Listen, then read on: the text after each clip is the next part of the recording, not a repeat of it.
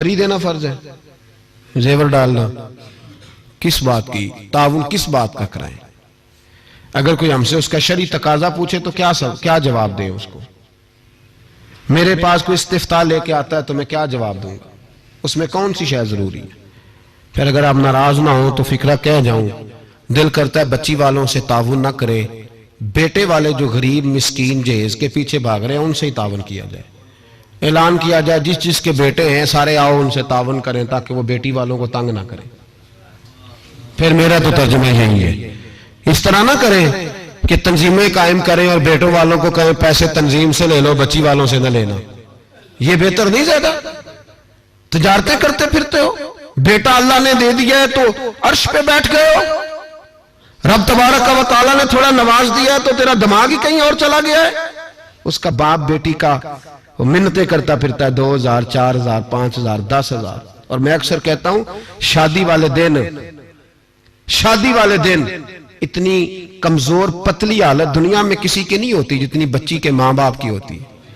کہتے ہیں کہ پلیٹ کھانا کم پڑ گیا تو تباہی آ جائے، تو ان غریبوں سے پہلے تعاون نہ کریں جن کے بیٹے ہیں، ان مسکینوں کو نہ دیں، ان کے لیے زکوٰۃ کے حکم کا فتویٰ نہ دے دیں کہ ان کو لگتی ہے۔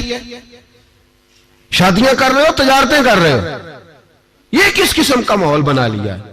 میرے رسول کریم صلی اللہ تعالی علیہ وسلم نے تو فرمایا بیٹیاں بخشش کا ذریعہ ہوتی ہیں، بیٹیاں رحمت کا سبب ہوتی ہیں، اور تم نے بیٹیوں والوں کے لیے بیٹی کو عذاب بنا دیا ہے معاذ اللہ۔ کس چیز کا تعاون؟ ہم شرمندہ کرتے، شرمندہ۔ آج بھی داماد بڑی تکلیف پہنچاتا ہے، آج بھی ڈرتے ہیں اس کے گھر والے کہیں کوئی ایسی بات نہ ہو جائے، ہم لوگوں کو شرمندہ کر کے نیچا دکھا کے مجھ سے پوچھا نہیں تو نہیں پوچھا، انہوں نے ان کی مرضی تھی، مجھ سے پوچھا نہیں لہذا اب یہ شادی نہیں ہو سکتی، میں نہیں آؤں گا تو منگنی نہیں ہو سکتی، صرف یہ کہ تم منوانا چاہتا ہے۔ ہمارے شادیوں کے موقع پہ لوگ پیچھے پیچھے بھاگتے ہیں، پھپھی ناراض ہو گئی، ماموں ناراض ہو، صرف لوگوں کو شرمندہ کر کے پیچھے بھگا کے نفس کی تسکین ہوتی ہے۔ یہ تیرا میرا طریقہ ہے پر یہ میرے رسول کا طریقہ نہیں، یہ میرے نبی پاک کا طریقہ، یہ سید عالم کا طریقہ۔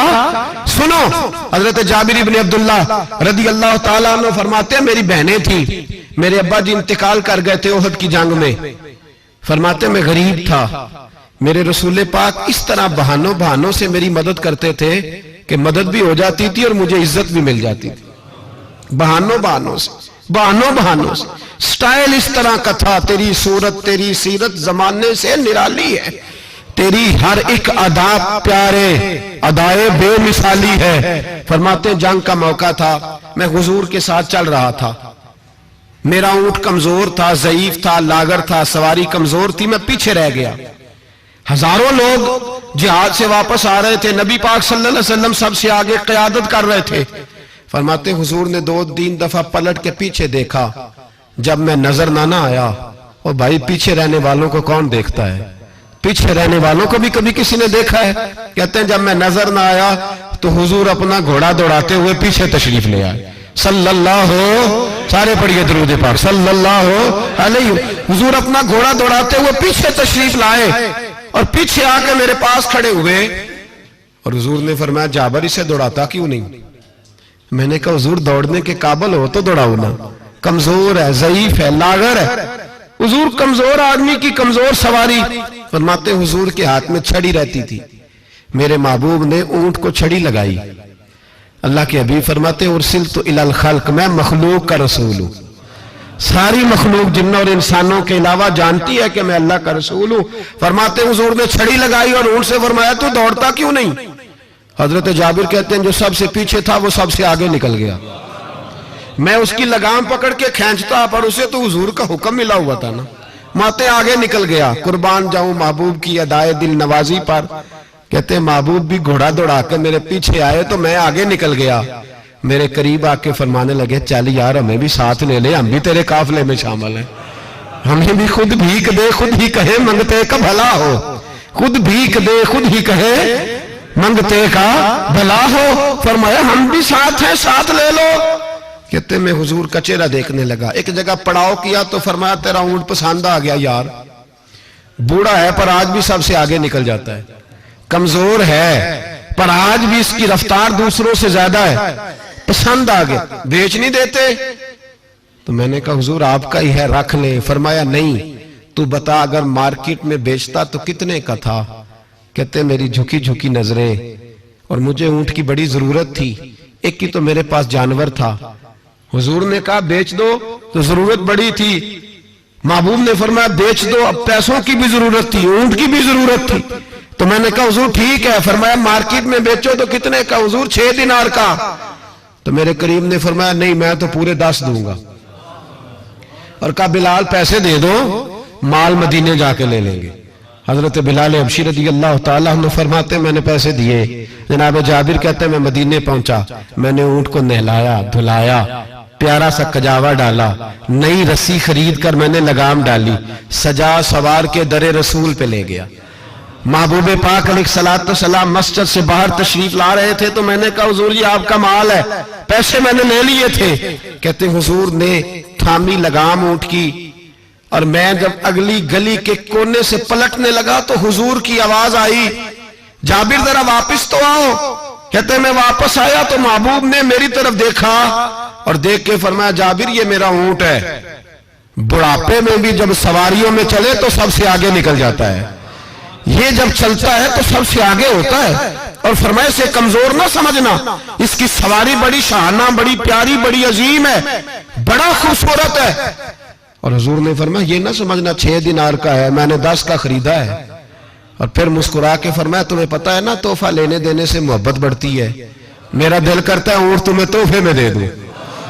हजरत जाबिर बिन अब्दुल्लाह रज़ी अल्लाह ताला अन्हु फरमाते मैं हक्का बक्का रह गया, ये निजाम कैसा है? मुझे पैसों की जरूरत थी तो मेरा वो मसला भी हल हो गया, ऊंट की जरूरत थी तो वो मेरा मसला भी हल हो गया।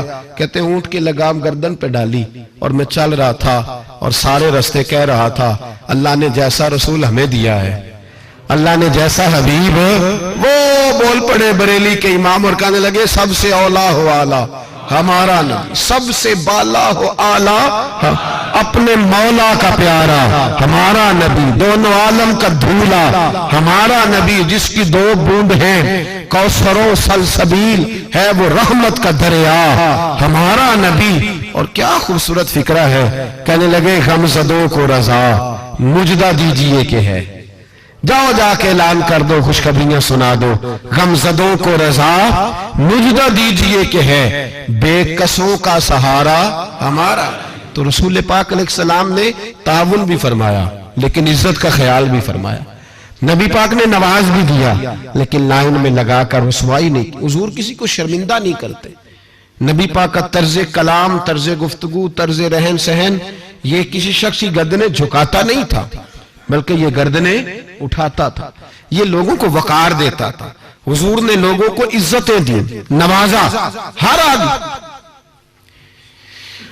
हमारा ये अकीदा तो नहीं ना कि सहाबा मासूम है या अहले बैत मासूम है, हमारा अकीदा यहाँ फरिश्ते मासूम है या नबी, बाकी हर शख्स में गलती की गुंजाइश है और लोग गलतियां करते भी थे। आप तारीख की किताबें खोल के देखें सारी, हुजूर ने फरमाया ये जो जुबैर बिन अवाम है ना मेरा सहाबी, ये मेरा तन्हाई का दोस्त है।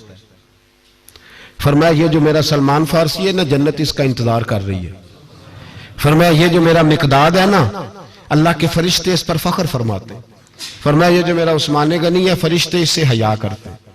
फरमाया ये जो मेरा मौला अली है ना फरिश्तों में इसकी बड़ी धूम मची हुई है। ये जो उमर है शैतान इससे डरता है, और ये जो अबू बकर सिद्दीक है ये मेरी सारी उम्मत का इमाम है।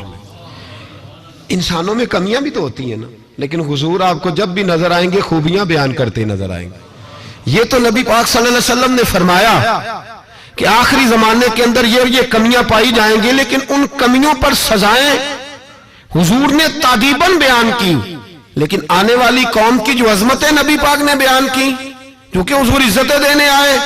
मेरे हुजूर ने सहाबा के बीच बैठ के फरमाया ये ना समझना जो आने वाले होंगे बिल्कुल निकम्मे होंगे, तुमने तो मुझे देख के कलमा पढ़ा है, तुमने तो डूबे हुए सूरज को पलटते हुए देखा है, तुमने तो चांद के 2 टुकड़े होते देखे हैं, तुमने तो पत्थरों को कलमा पढ़ते देखा है, दरख्तों को सजदे करते देखा है। फरमाया तुम्हें 1 बार मुबारकबाद, और जो मुझे बिन देखे कलमा पढ़ेंगे उन्हें 7 बार मुबारकबाद, उन्हें 7 बार मुबारकबाद।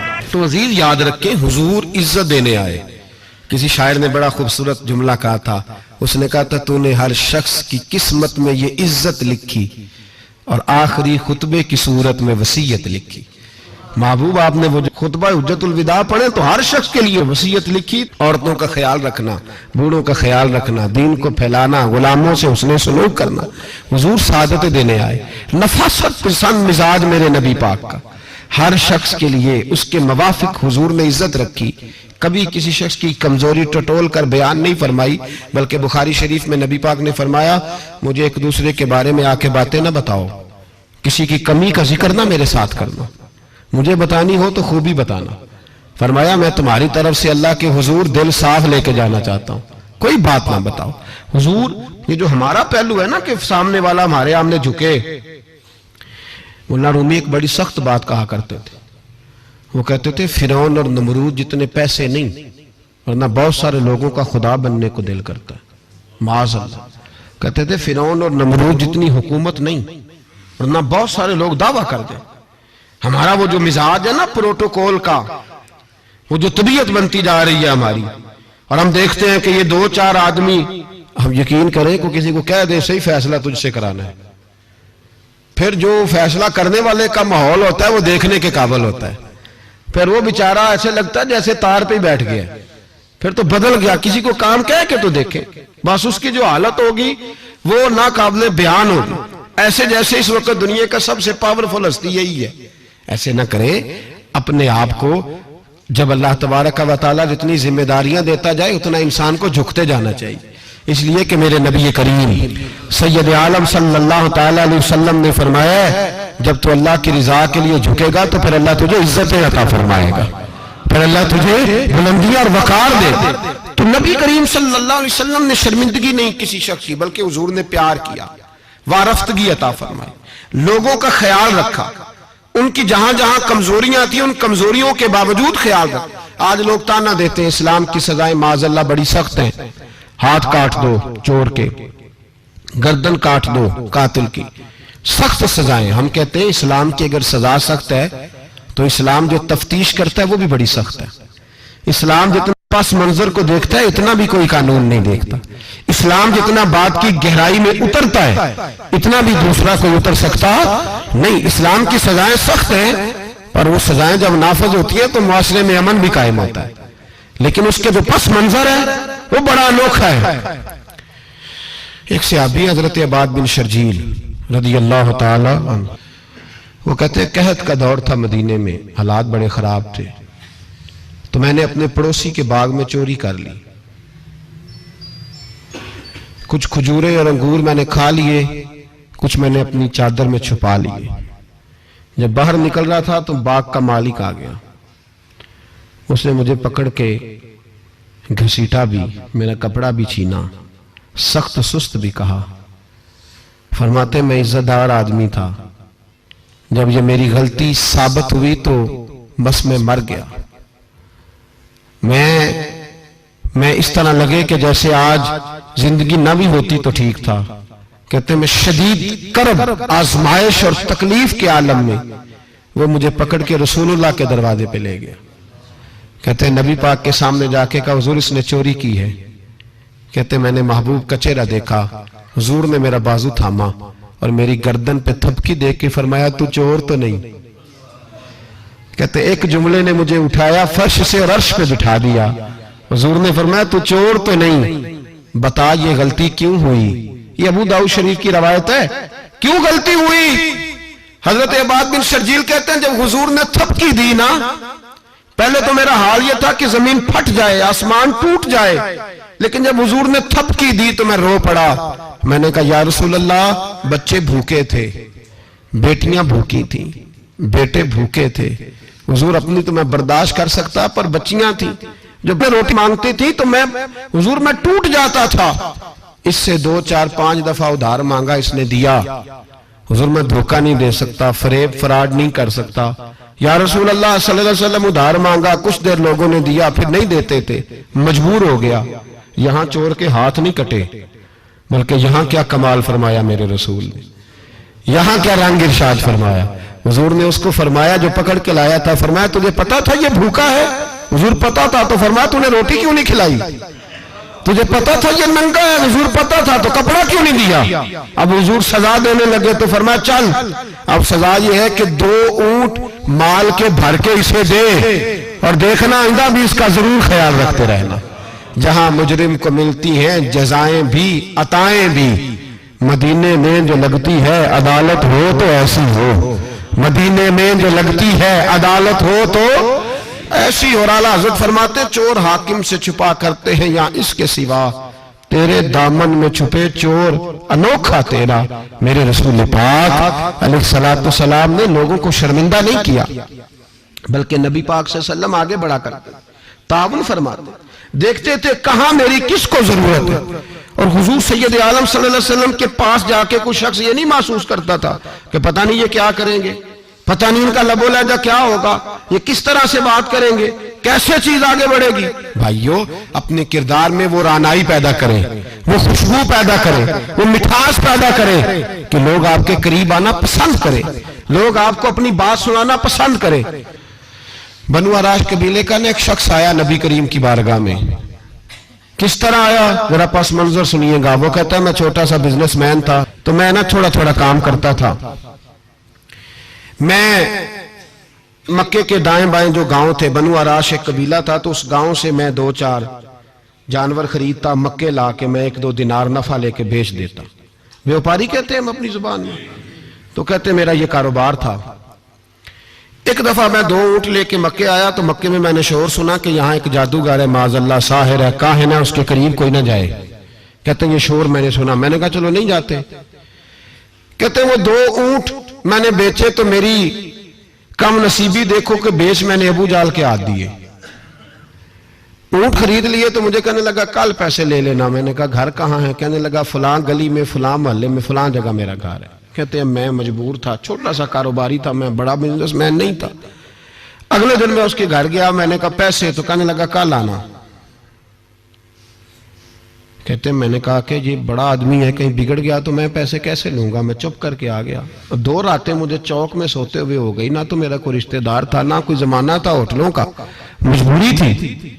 تیسرے دن میں پھر گیا تو میں نے کہا پیسے، کہنے لگا کل آنا۔ تو میں نے کہا یار میرا یہاں کوئی بھی نہیں، میں سڑک پہ سوتا ہوں، مہربانی کر میرے پیسے دے، اور میں اتنا بڑا آدمی بھی نہیں، ہو سکتا ہے میرے پاس کرایہ بھی نہ ہو، میرے پیسے دے میں جاؤں۔ کہتے ذرا دبا کے بات کی تو کہنے لگا چل دوڑ جا، جہاں سے ملتے ہیں لے لے۔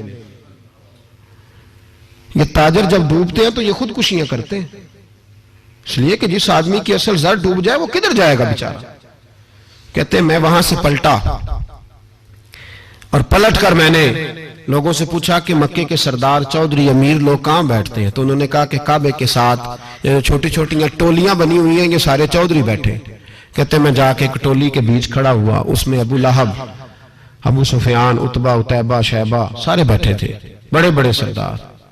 میں نے ان سے کہا کہ بھائی چودھریو میری تھوڑی مدد کراؤ، ایک آدمی کو پیسے دیے ہیں، مال دیا ہے، وہ پیسے نہیں دے رہا، اور میں مجبور ہوں، پردیسی ہوں، غریب ہوں، میری مدد ہو جائے۔ تو کہتے ہیں وہ عتبہ بول کے کہنے لگا کون ہے جو تیرے پیسے دبا گئے؟ اتنی ضرورت کسی کی؟ ہمارے ہوتے ہوئے نام لے۔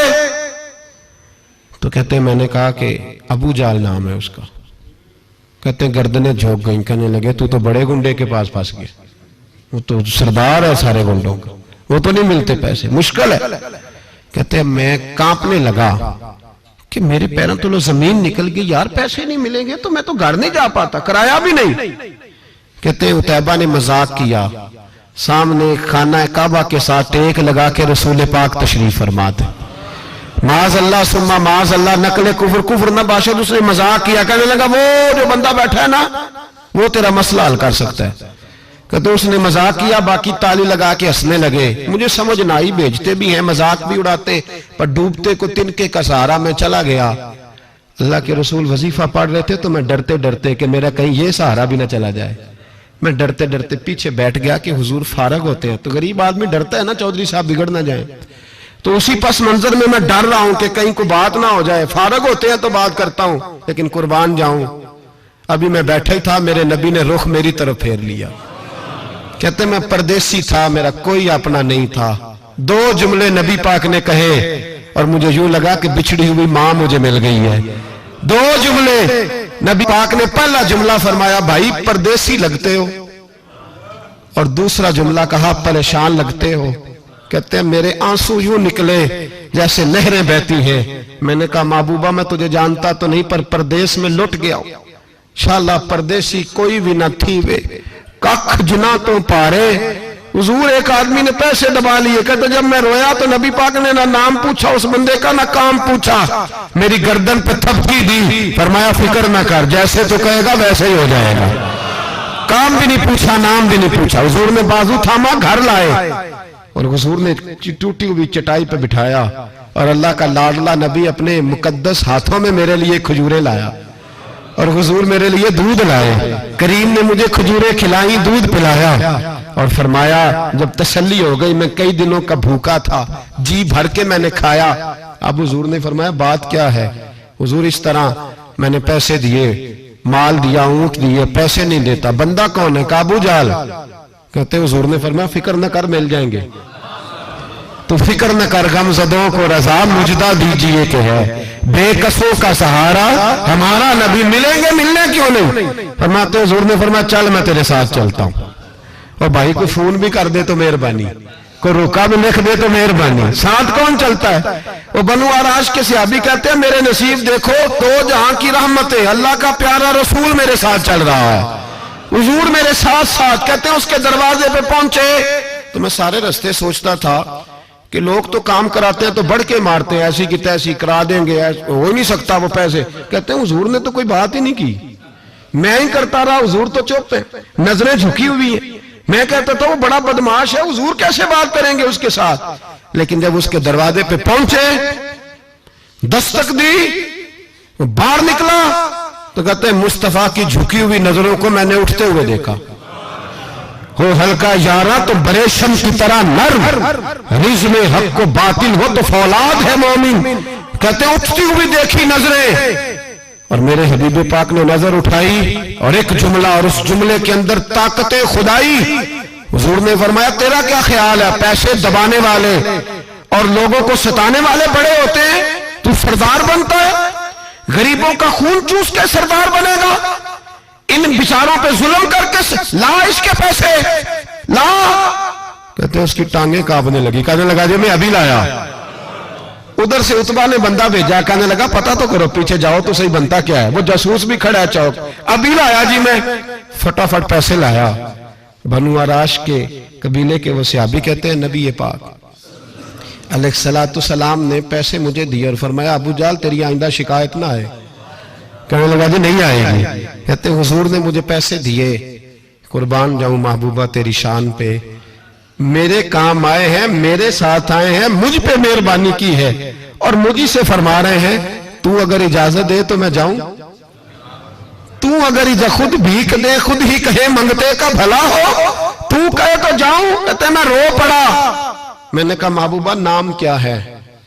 उस शानों वाले बाप का नाम बता दे जिसके यहां आप जैसा नूरे नजर पैदा हुआ। उस शानों वाली मां का नाम बताएं जिसने आप जैसा लाल जना। कबीला बताएं। तो मेरे हबीब ने फरमाया छोड़, तेरा काम हो गया ना, नाम छोड़ तू। कहते हुजूर गुजर गए तो वो जासूस पीछे था, वो मुझे कहने लगा, मेरे करीब आया तो कहने लगा इनके पास ना जाना, ये जादूगर माज अल्लाह ना जाना, साहिर है। कहते मैंने उसको झटका और मैंने झटक के कहा अगर दुनिया में ये सच्चे नहीं तो कोई सच्चा नहीं, अगर दुनिया में ये शान वाले नहीं तो कोई शान वाला नहीं। तो मैं दौड़ के कदमों में लगा। मैंने कहा बीबा दुनिया मैंने भी बड़ी देखी है पर तेरे जैसा कोई नहीं देखा, मेहरबानी करे पढ़ाए कलमा, मैं भी आपका गुलाम बनना चाहता हूं। अजीजों हुजूर ने मोहब्बत बांटी है, शर्मिंदगियां नहीं दी, इज्जत दी है, वकार दिया।